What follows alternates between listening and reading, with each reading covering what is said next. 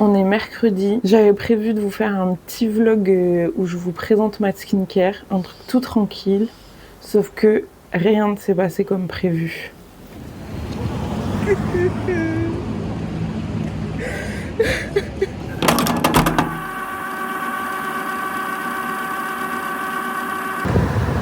Regarde-moi ce canal là.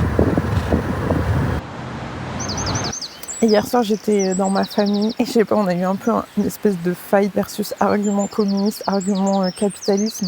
Et je sais pas du tout pourquoi je me suis lancée dans cette discussion parce que je me sentais pas du tout suffisamment mature. Alors là, j'ai une espèce de limace sur mon doigt. Je vais pas regarder plus d'où ça vient, ça va me stresser. J'avais pas du tout envie de me lancer dans une espèce de quête argumentaire où je devais défendre ce que c'était le communisme parce que clairement, on est dans la phase du monde stupidité de la courbe de Dunning-Kruger, là où j'ai l'impression d'être néo dans le truc et d'avoir l'impression que je peux tout argumenter. Mais au final, plus je lui rentrais dedans, non, mais pourquoi tu veux gagner autant d'argent? Mon frère était en mode, je veux faire le million. Je me dis, mais pourquoi? Enfin, est-ce que ça va te rendre heureux et tout ça? À un moment, autour de la table du repas de famille, ils m'ont dit, non mais c'est bon, toi là, arrête de faire ta communiste.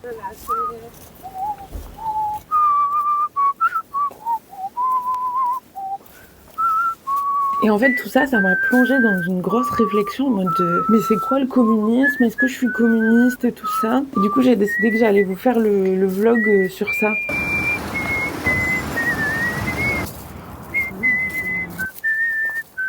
Mais pourquoi tu vas être debout? Je vais regarder quand même mes petites notes. En vrai, je vais t'expliquer le concept de mon prochain vlog. Je t'en ai parlé un peu ou pas de l'idée ou tu sais pas du tout? Non. Tu joues ou tu... Non, pour de vrai, ouais. j'ai réfléchi. Mais du non. coup, le prochain, il va s'appeler Am I Communist? Ok. En fait, de base, ça a démarré avec Nathalie Quintan, qui, à Cinéma du Réel, a dit qu'il fallait ouvrir sa fenêtre d'Overton. Tu vois ce que c'est la fenêtre d'Overton? En gros, dans les médias, on peut parler que d'une certaine partie du spectre politique. Et en gros, l'extrême droite, elle le décale tout le temps pour qu'il soit le plus possible à droite. Ok. Genre, en gros, ils disent des dingueries à droite pour que finalement des trucs moins dingueries mais quand même bien à droite soient acceptables. Du coup, elle disait il faut ouvrir la fenêtre d'Overton de l'autre côté et du coup parler et employer le mot communisme. Et comme après je suis allée voir la conférence là de Bernard Friot à La Ciotat et que c'était hyper convaincant. Alors, Il y a du sable de vin maintenant. Ce qui nous a intéressé, c'est de voir comment le communisme n'est pas du tout un truc pour après-demain, quand on a appris le pouvoir d'État et mis en place un socialisme d'État, mais que c'est une dynamique présente dans notre société et présente déjà depuis longtemps, dans la lutte de classe, bien sûr. Mais il est important de mettre le mot communiste sur un certain nombre de conquis. Et je vais m'en tenir à l'histoire des conquis en matière de salaire. Après cette conférence, j'étais en mode, en fait, je suis communiste. Je reprends quand même 5 minutes parce que le petit extrait que j'ai eu le temps de filmer, je suis pas sûre qu'il vous convainque autant que moi. Et je suis pas sûre d'ailleurs que mes notes non plus. Et du coup, c'est pour ça que je vous conseille d'aller jusqu'au bout pour avoir l'entièreté de la complexité du raisonnement qu'il y a dans cette vidéo. Déjà, Bernard Friot, c'est une des personnes qui a l'initiative de l'association Réseau Salarié. Alors là, je me dis qu'il faudrait que je nettoie. Mais voilà, Réseau Salarié, c'est une association d'éducation populaire qui s'est mise pour mission de raconter l'histoire des luttes ouvrières. Moi, j'avoue, je connaissais Réseau Salarié, enfin j'en avais entendu parler plutôt comme une association qui avait pour mission de faire la promotion de ce qu'on entend souvent comme le salaire à vie et comment on peut le mettre en place petit à petit dans la société, notamment avec des sécurités sociales sectorielles comme la sécurité sociale de la santé, mais aussi la sécurité sociale de la culture, mais on reviendra dessus dans la suite de cette petite vidéo, parce qu'il y a eu des petites définitions qui ont été données. Communisme, souveraineté du travail, c'est-à-dire que c'est les travailleurs qui décident de quand, comment, quoi produire. Bon, capitalisme égale aliénation du travail, et socialisme, réglementation du travail. Et du coup, ils faisaient une distinction entre communisme et socialisme, où finalement avoir la souveraineté du travail, c'est-à-dire que les décisions viennent par le bas, alors qu'avec le socialisme, quand on réglemente le travail, c'est des décisions qui viennent par le haut. J'ai mis une petite note qui dit la forme canonique de travail sous le capitalisme égale l'indépendance. Ce sont les plus exploités. Le salaire capitaliste, c'est le salaire à l'acte, à la tâche, à l'heure. Et donc c'est comme ça que facturent les indépendants, contrairement à un fonctionnaire qui va avoir un salaire attaché à sa personne. Peu importe le travail qu'il fait, où il le fait, une fois qu'il a son grade, il garde son salaire. Bon, et ça m'intéresse, cette histoire de forme canonique sous le capitalisme. L'indépendance, c'est que, en tant qu'artiste, moi, je suis indépendante. Donc déjà, prendre conscience que nous sommes les plus exploités. Évidemment, il y a plus exploités que moi, tous les travailleurs indépendants, ubérisés et compagnie. J'ai mis un petit point à vous partager sur le mot salaire en opposition à la paye. Donc le mot salaire s'invente au 19e siècle avec la lutte des ouvriers. Et il y a une petite précision qui dit donc le combat de la CGT est de transformer les payeurs capitalistes en employeurs. Donc les payeurs donnent une paye alors que les employeurs donnent du salaire. Il précise que ça, c'est un des grands conquis du droit du travail. Et ça raconte justement comment les ouvriers arrivent à faire passer leurs revenus du droit commercial vers le droit du travail. Je pense que ça parle aussi un peu du statut d'artiste. Nos patrons sont attachés à être appelés des diffuseurs plutôt que des employeurs parce que forcément, ça devrait ramener le droit du travail. Bon, je continue mon petit tour. Le cœur de la lutte des classes, ce n'est pas une meilleure répartition, mais la maîtrise du travail. Donc encore une fois, cette idée que finalement on choisit et on remet des enjeux de démocratie à l'intérieur du travail. Voilà. Bon, je vous ai pas tout dit. En plus, dans l'après-midi, j'avais fait un atelier avec une jury sur les conventions collectives. Donc là, c'était beaucoup plus ambiance droit, mais j'avoue, c'était une bête d'introduction. J'ai noté une dernière petite remarque, c'est que j'ai beaucoup apprécié la façon de parler de Bernard Friot, où il avait quelque chose de très emphasé et de très... limite à des moments écriés en mode « le communisme ». J'avoue, j'ai noté plein de petites inspirations parce que je me suis dit que c'était des manières de parler que je pouvais reprendre en AG ou en réunion syndicale.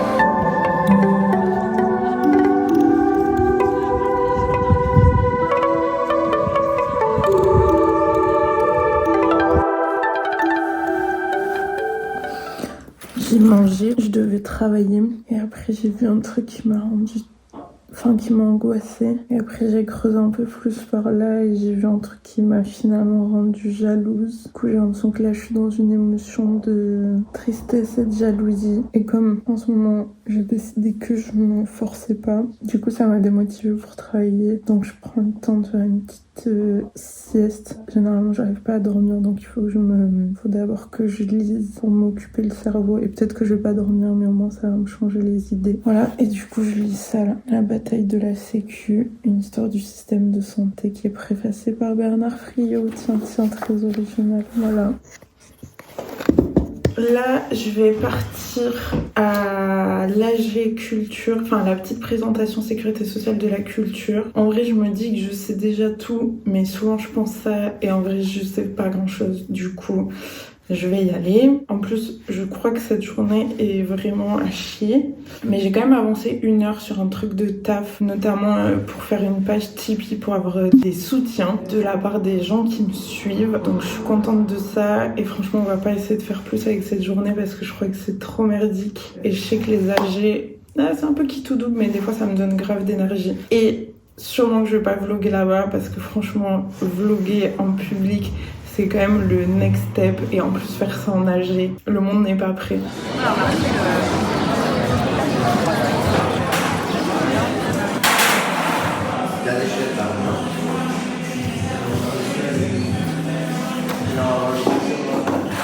Cette présentation pour une sécurité sociale de la culture était faite par Rémi Cardinal, qui fait aussi partie de l'association Réseau Salarié. Comme nous l'avait expliqué Bernard Friot pendant la conférence, l'idée est d'enfoncer des points communistes dans le capitalisme. Par exemple, comme la sécurité sociale alimentaire, la sécurité sociale du logement, du transport, de la mort. Il y a une remarque sur le vocabulaire utilisé entre artiste versus travailleur, où l'artiste serait supérieur au travailleur, ce qui finalement invisibilise tout le travail qu'on fait. Mais bon, je pense qu'aujourd'hui, le vocabulaire travailleur de l'art, il est relativement utilisé. Rémi Cardinal précisait qu'aujourd'hui, la culture en soi ne risquait rien, mais c'était plutôt les travailleurs qui risquaient de perdre leurs revenus, de perdre leur cadre de travail. Je fais une petite précision parce que c'est dans mes notes où j'avoue que sur le moment j'avais pas réagi parce que je crois que j'en ai marre de me faire bâcher toute seule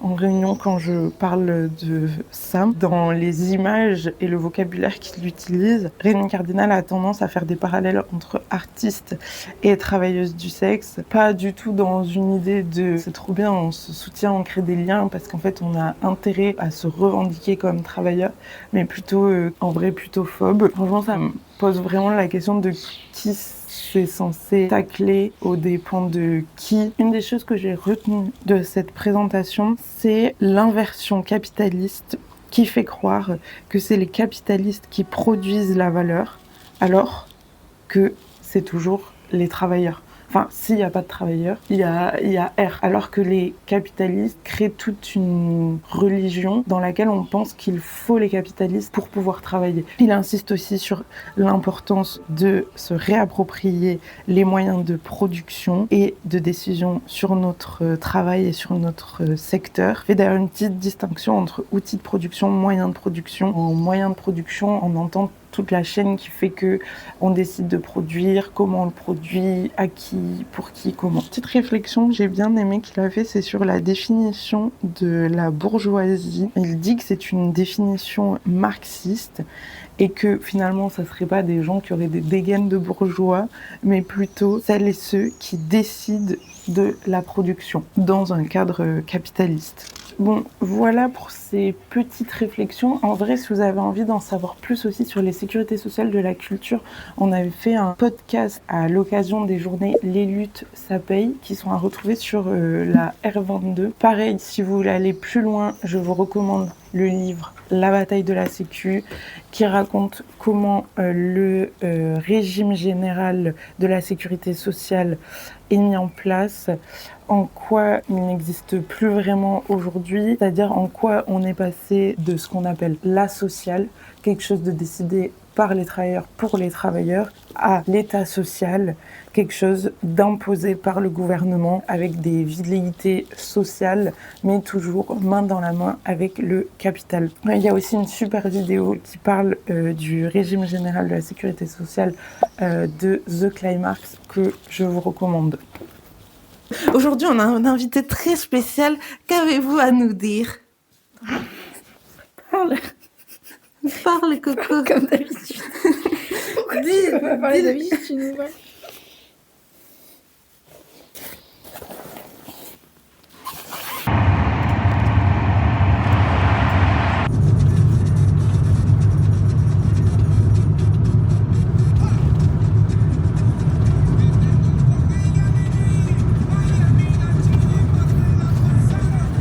Aujourd'hui, je vous prends avec moi. Je suis en vacances. Là, il pleut des cordes et je suis paumée dans les Pyrénées. Je voulais discuter avec vous quelques instants. Donc je suis avec mes amis et tout, c'est grave tranquille. Mais apparemment, ça suffit pas pour calmer mon anxiété. Du coup, je me suis dit que j'allais sortir un petit peu et en même temps vlogger parce que j'ai l'impression que j'ai besoin. Je sais pas, je suis en mode un peu sur... Enfin, des fois, j'ai des focus en mode je suis un peu surex sur des trucs. Genre, on va dire qu'en ce moment, mes deux main sujets, ça va être vlogger et le communisme. Genre, c'est mes obsessions et j'arrive à parler que de ça. J'ai l'impression d'être un sup pour mon entourage. J'ai grave un truc d'anxiété là hyper fort où j'arrive pas à... En fait, j'ai l'impression qu'il faut que les trucs que j'ai envie de faire, c'est des trucs qui prennent du temps. Et en même temps, j'ai envie que tout soit fini, genre maintenant. Enfin, j'arrive pas du tout à avoir la patience de... En fait, les choses, elles prennent le temps. Enfin, limite, là, j'ai la sensation, en fait, d'avoir envie de m'enfermer quelque part pendant un mois et de faire que travailler non-stop pour calmer cette angoisse de pas en faire assez et de renoncer à tous les autres trucs alors que et qu'il y a vraiment cette envie de besoin de satisfaction ou de pouvoir me dire ah j'ai fait assez, alors que je pense que ça rejoint ce que me disait ma psy, que en fait on n'est pas des trous à combler et que du coup il faut que je trouve un certain calme. Là, tout de suite, mais en plus, je suis littéralement partie en vacances à la campagne et en fait, je reste dans une espèce d'angoisse Et là, du coup, je sais pas, je suis sortie pour avoir du temps toute seule et pouvoir un peu Je sais pas, je me dis que peut-être il y a un peu une énergie que je dois dépenser un peu dans un truc physique.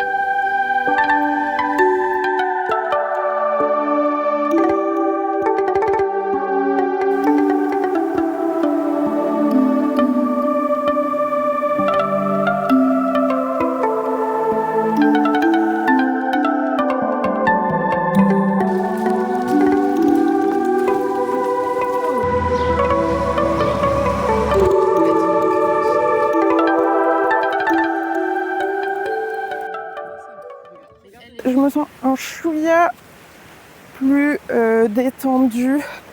On va essayer de partir de ça. Et même si ça me saoule d'être stressée alors qu'il n'y a aucune raison, j'ai l'impression qu'il faut que je me filme plus haut parce que vraiment quand je me filme comme ça, c'est vraiment pas mon meilleur profil. Surtout avec cette lumière. Mais franchement, c'est un geste quand même plus intense de se filmer comme ça. Là, en plus, il y a un camion qui passe. Hop, j'arrête. Mais ouais, peut-être que si je me filme de haut, je ressors mieux comme ça, non ? Oh là là, c'est fou d'être encore préoccupée comme ça. Bon, à un moment, j'arrête de parler du méta du vlog. Enfin, 50% du contenu, c'est du méta du vlog. Puis, je sais pas si ça vous intéresse vraiment. Il faut que j'arrive à me faire à l'idée de, voilà, je vous embarque avec moi pour ma petite balade j'essaye de calmer mon angoisse. C'est marrant, enfin, j'ai l'impression que de vous parler, ça marche. Oh là là, je suis peut-être complètement zinzin. Bisous, à bientôt. Alors là, c'est le TPCF. Donc le petit train rouge du Parti communiste. C'est absolument fou. J'ai trop envie de faire ça.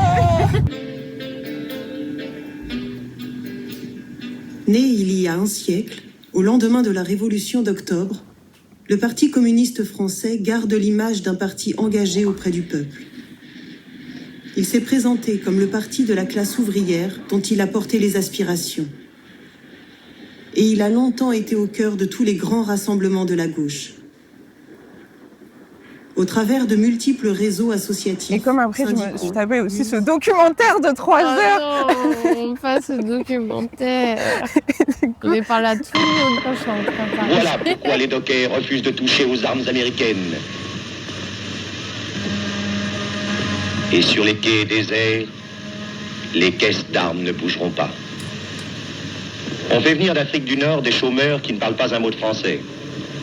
On espère les tromper et leur faire accepter ce travail pas propre. Mais un docker s'adresse dans leur langue à ses frères. Souvenez-vous, camarades, que c'est dans les ports d'Afrique du Nord que les dockers ont donné l'exemple du refus de charger et décharger le matériel de guerre. La langue ou la couleur ne peuvent pas diviser les travailleurs, alliés naturels dans la lutte pour la paix.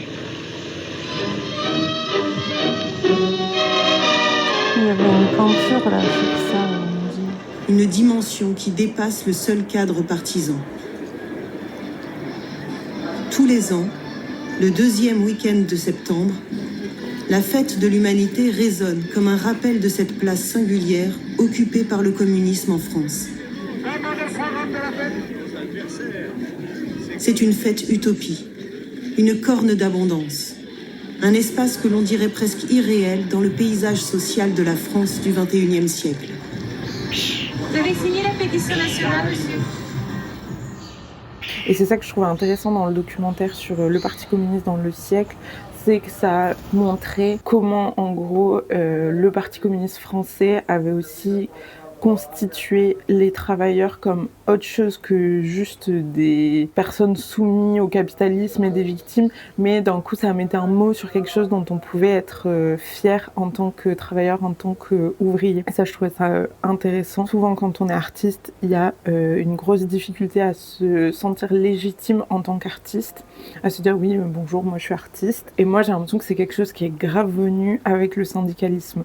Finalement, j'ai l'impression que je suis devenue artiste parce que je me suis syndiquée, parce que j'avais des collègues, des camarades qui étaient aussi syndiqués. Et finalement, la question de la légitimité, elle venait parce qu'on militait pour les mêmes choses.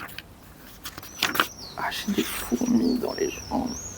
Pour moi, le Parti communiste, c'était aussi cette histoire que Med Hondo, donc ce réalisateur qui faisait aussi la voix de l'âne dans Shrek, a légué toutes ses archives au Parti communiste. Med Hondo a notamment fait ce film West Indies qui, je pense, est un de mes films préférés. Ça raconte aussi justement ces dynamiques de racisme qu'il y a pu y avoir en interne du côté des syndicats et tout ça. Et voilà, peut-être un autre truc aussi auquel ça m'a fait penser, c'est que moi, en vrai, j'ai grandi avec le récit de mon grand-père comme étant communiste.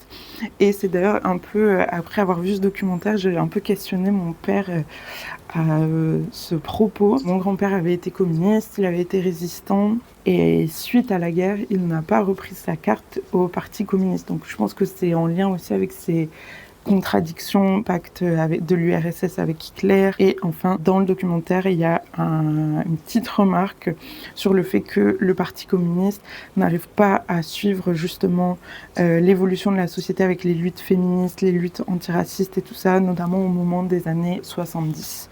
Et j'imagine avec mai 68, qui est un mouvement qui n'est pas compris par le Parti communiste. En tout cas, c'est ce qu'ils disent dans le documentaire, que je vous recommande. Petite crotte de nez. Je me suis dit que pour savoir si j'étais communiste, le mieux, c'était de voir si je me sentais comme chez moi au siège du Parti communiste.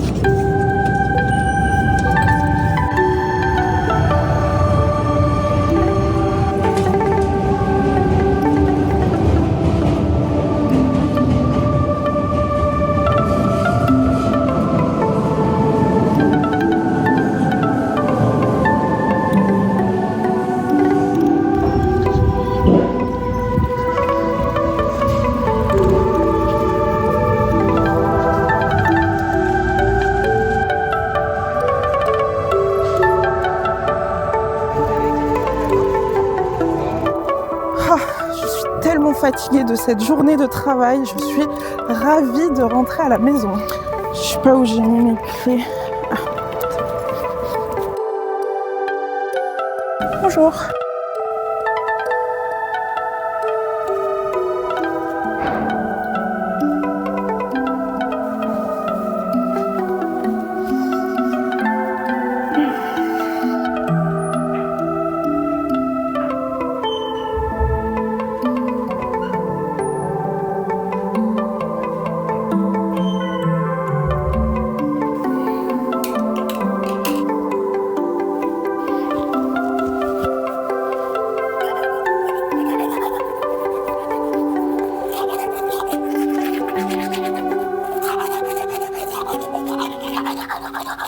Donc tout se passait bien, je suis allée vérifier si ça filmait. Et en fait, en me rapprochant, le micro a planté et du coup ça a arrêté de filmer. Ouais. Mais Voilà. t'as rencontré des gens Mais non, parce pendant que les toilettes? Non, il n'y avait personne. Franchement, Ok. c'était désert.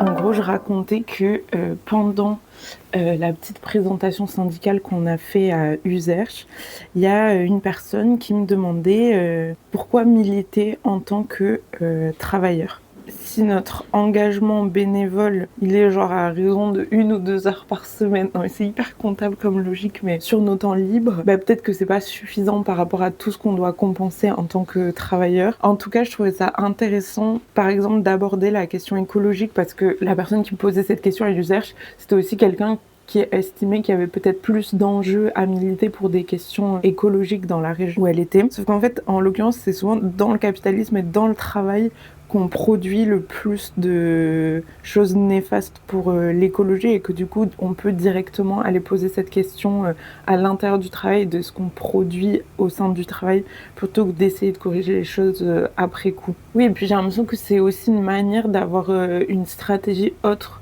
que celle des petits gestes dont on entend tout le temps que ça sert à rien, que du coup finalement les choses devraient venir des industries, que ce serait les riches, le capitalisme qui devrait vraiment changer des choses, mais en fait du coup ça nous rend ultra passifs vis-à-vis de ça.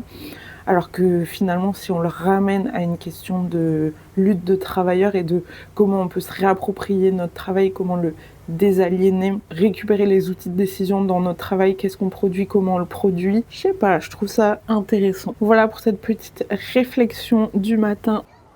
Et sauf qu'en fait, je sors et je m'étais dit, vas-y, je fais juste un petit plan où je me pose sur le canapé et je lis. En mode, je suis chez moi. Sauf que je m'assois pour lire et le gars en face, il me fait... Alors, vous êtes communiste? Ah ben moi je suis plutôt de droite. Pourquoi il était là? Mais je sais pas comment il vient, il zonnait moi aussi, tu vois, pourquoi j'étais là en pyjama. Mais si t'es de droite, tu vas pas dans l'espace des communistes. Et il me fait... Vous faites quoi là? Et j'étais en mode, je sais pas, je voulais voir si je me sentais comme chez moi au Parti communiste. Mais vous savez, le communisme, c'est pas ça. Hein. Enfin, moi, j'ai lu des livres sur le communisme. Je crois pas qu'avec votre accoutrement, vous ayez quoi que ce soit à voir avec le communisme. Et j'étais en pantoufles. Enfin... Et donc, en fait, il m'a tenu la jambe pour m'expliquer en quoi je n'étais pas communiste. Et en fait, à ce moment-là, il y a un mec des bureaux qui est descendu pour aller aux toilettes. Et là, il m'a vu. Et le mec a paniqué, tu vois, en mode qu'est-ce qui se passe? Et là, il a appelé la sécurité direct en mode qu'est-ce que vous foutez? Et du coup, voilà, je me suis fait virer du siège du Parti communiste. J'ai enlevé le masque parce que j'étais en mode, je ne peux pas tenir cette conversation en plus. Ouais, donc je me suis retrouvée place Colonel Fabien comme PCF, place Colonel Fabien comme Parti communiste français. Les deux, ça marche. Ouais, j'avais jamais remarqué. Ouais, je l'ai lu dans un livre. Parce que moi aussi, j'ai lu des livres. Voilà. Ah ouais, iconique, hein. J'adore.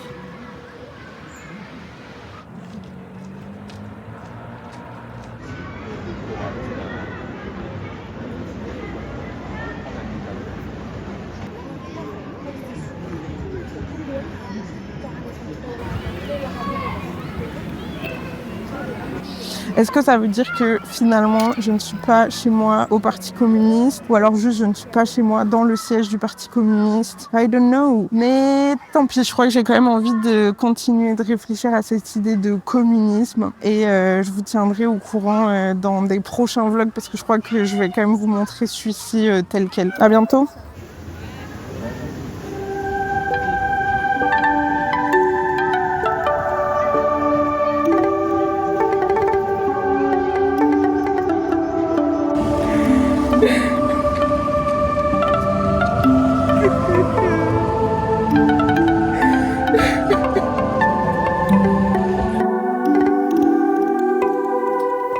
Merci d'avoir regardé ce vlog jusqu'au bout. J'ai un peu hésité à le sortir parce qu'en vrai, j'en suis trop contente et je suis pas sûre que les prochains seront aussi ambitieux. Mais si vous avez envie de prendre avec moi le risque de voir les suivants, je vous invite à liker cette vidéo, la commenter en dessous. En vrai, ça me fait trop plaisir. Et d'ailleurs, merci beaucoup pour tous vos retours suite au premier vlog, à vous abonner à la page. Et si vous avez envie de participer à la fabrication de ces vlogs, je vous invite à aller sur ma page Patreon dans la description de cette vidéo.